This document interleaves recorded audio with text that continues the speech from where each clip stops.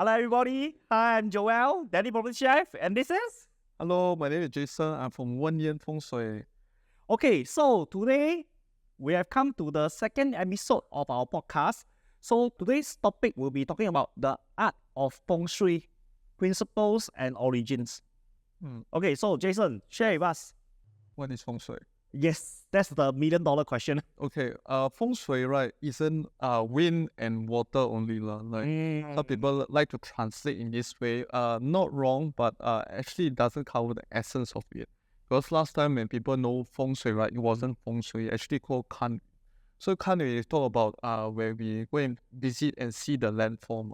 Why is it so important, right? Because we all know in the past, we don't have such nice building. So human survival, we talk about finding the best place to farm, to hunt, to have shelter over.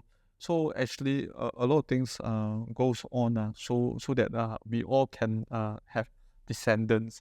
So For the survival for the survival. Mm. So because of this, right, human also advances, the technology advances, Feng Shui also advances. Of course. Yeah, so because of this, there's a lot of Feng Shui technique formulas came out now. So we also make use of Feng Shui law pan, which is a Feng Shui compass. Yes, the compass. Yeah, the compass not only tells about direction, but also the readings of the place. So when you see this, don't see it as a compass. Yeah, it's not a normal compass, please. Yeah. So with this, we can actually tell a lot of things in the house. Yeah. So not only the compass, we also have the Wen Gong Ce, as some people call it, the Feng Shui Ce. Yeah. Yeah.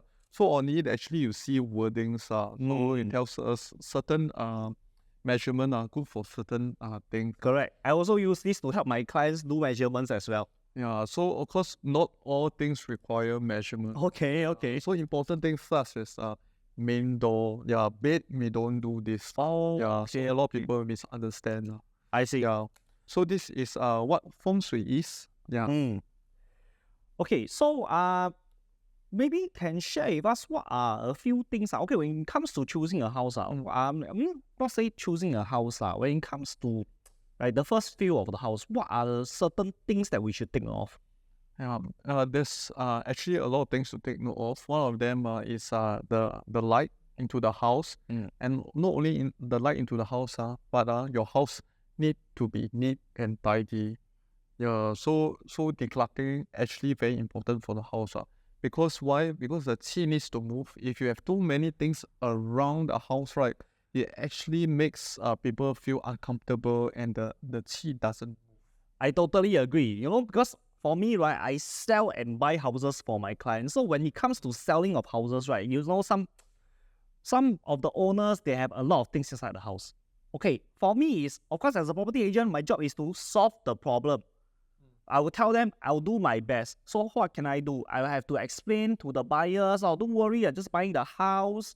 There are all these items does not come along together with the house. So this mess is the mess by itself. But of course, we all know that first impression counts. That's why in recent years, you hear this term called home staging. Why? They will remove every single thing from the house, put them into warehouses, then after that, decorate the whole house as if it's a show flat. Wow, there's a lot of effort. Yes, but the first impression for the buyers will be very nice. So for Feng Shui, right, it's an everyday thing. It's not only when you want to sell or buy a house, then you keep it neat and tidy. Yes. But do it on a regular basis. Understand. Yeah. So when you do on a regular basis, right, you're actually maintaining the house qi like a human body. Yeah. Okay. So what else should we also think of? Okay, for Feng Shui, you also a lot of people talk about colors. Yes. The colors on the house are also very important because like the house it also have a color. Okay. So certain direction, good certain colors that will help the house be even stronger. So example, this direction, right, you need to understand how to take the sitting and the facing of the house. So usually for apartments, condo, right, we will use the balcony. So why balcony, right? If you ask the architect, right, they will tell you where is the intended front. So when they design the house, right, they will already have an idea where is the back, where is the front. So usually the balcony is the architect front. So that is your apartment facing lah. So Okay. for Feng Shui, right, we not only see the facing, we also see the sitting, which is the back of the house. The backing lah, backing Yeah, of the the house. backing. Yeah. Okay. So Feng Shui we play a lot on talking about the 有靠山 lah. So 有靠山, right? If your front is north, right, your back is ultimately south. Yes, correct. So as a south house, right, fire usually associated to fire element lah. 坐南朝北啦 Yes, right? Okay. So because of it, right, we will know that wood will help to grow fire. Fire will grow fire as well lah. So we can arrange this parquet theme, or even on the wall you can choose brighter colors as well lah. I see. Yeah, so you won't want to paint a firehouse blue or black color. Oh, yes. Yeah, because we all know that the water will extinguish the fire lah. So too many colors are in the house also no good. Am I right? Okay, so sometimes when I bring buyers we visit the house so the owners they say they is Feng Shui house lah. So every single room for every person is different color. Sometimes not so pleasing on the eyes lah. So for this, it's still easy. We will just tell it. For me, if I'm telling the owner to sell the house, right, maybe since we are selling the house, why not let's just paint the whole house white? Okay, fresh coat of white paint will make the house more eye pleasing. Yeah, it's like a paper waiting to be painted lah. Yeah, correct. It leaves more space for imagination for the new owners. But the most challenging one will be usually the cabinets, right? They choose those very bright colors, like red lah, purple lah, or those neon green lah.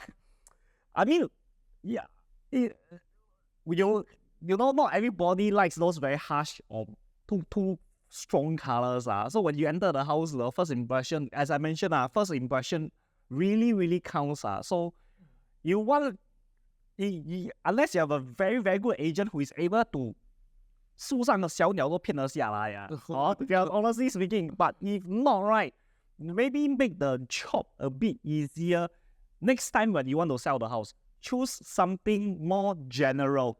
Yeah. Maybe a Feng Shui tip, right, is whatever colors that the Feng Shui recommend you, right, you can play around with the shades rather than having too many different color. Yeah, ultimately you want to make the house stronger so that the house can help the people inside. Totally agree. Okay, so I think these are very very important basic tips for when it comes to renovating the house, okay, or even when it comes to when you want to sell off the house. Okay, so for our next episode, we'll share more Feng Shui tips and maybe even property calculation tips with you to help you choose a better home. So we'll see you in the next show. Anything else you want to share with them, Jason? Join our PWC group. Oh, yes, correct. So our Facebook group is Property Wellness Collective. You can find it on Facebook groups. Join us. It's a private group. We'll be sharing more tips with you then. Okay, with this, I'm Joel. Let's make you do well. Bye-bye.